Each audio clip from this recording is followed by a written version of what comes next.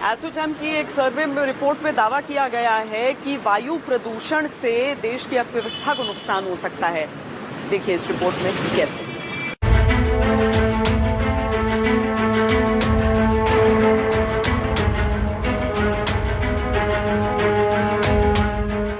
Corona काल में बाकी बीमारियों पर से फोकस एकदम हट गया है।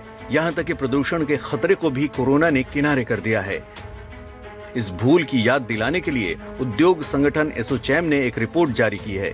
इस रिपोर्ट के मुताबिक वायु प्रदूषण से नॉन कम्युनिकेबल डिजीज यानी एनसीडी होने का खतरा लगातार बढ़ता जा रहा है। एनसीडी में डायबिटीज, हाई बीपी और पाचन संबंधी बीमारियां सबसे आम हैं। इसके बाद सांस से जुड़ी बीमारियां, न्यूरो डिसऑर्डर, हृदय, गुर्दे के रोग के जोखिम आते हैं। कैंसर इस कैटेगरी में सबसे कम होने वाली बीमारी है। एसोचैम की रिपोर्ट के मुताबिक भारत में हर एक 1000 लोगों में से 116 लोग एनसीडी का शिकार हो जाते हैं। एनसीडी के खतरों में वायु प्रदूषण को सबसे प्रमुख कारण माना गया है। इस स्टडी का मकसद है भारत की वर्कफोर्स को इन बीमारियों के खतरे से बचाकर देश की अर्थव्यवस्था में इनके योगदान को बनाए रखना। स्टडी से जुड़े लोग मानते हैं कि इन बीमारियों पर काबू पाना मुमकिन है। जो इनकी फाइंडिंग्स आई हैं कि नॉन कम्युनिकेबल डिजीज इस समय एटमॉस्फेरिक पोल्यूशन से कितनी लिंक्ड है, उसकी वजह से कितनी बीमारियां हो रही हैं।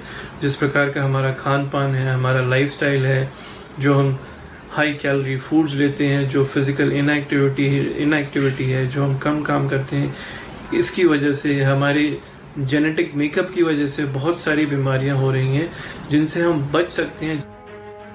एसोचैम के लिए TARI ने इस रिपोर्ट को तैयार किया है। इसके नतीजों से साफ है कि एनसीडी देश में रोजगार के लिए बड़ा खतरा है। रिपोर्ट के मुताबिक एनसीडी का जोखिम 18 साल की उम्र के बाद बढ़ जाता है और 35 साल के बाद तो यह खतरा ज्यादा बढ़ जाता है। स्टडी के मुताबिक एनसीडी से पीड़ित 2/3 लोग उत्पादक समूह यानी 26 से 59 साल के हैं।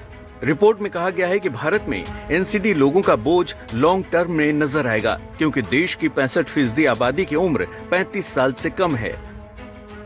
ऐसे में जिस तरह से लगातार वायु प्रदूषण बढ़ रहा है, उससे इकोनॉमी में असली योगदान निभाने वाली आबादी की प्रोडक्टिविटी घटने का डर है।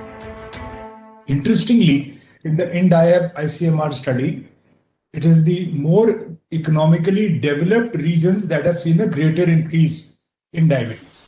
So the highest prevalence of diabetes is found in the most flourishing areas. So like Chandigarh, for example, is Delhi, the metros. We must realize that none of us spends as much time as required for exercise. 15 minutes of rigorous exercise can change utilization of glucose by the muscles. So Esotherm can take up large marathons. दिलचस्प है कि report के मुताबिक NCD के लिए धूम्रपान से कहीं ज्यादा वायु प्रदूषण जिम्मेदार है। ये रिपोर्ट 21 राज्यों के 2,33,000 लोगों पर किए गए सर्वे के आधार पर तैयार की गई है।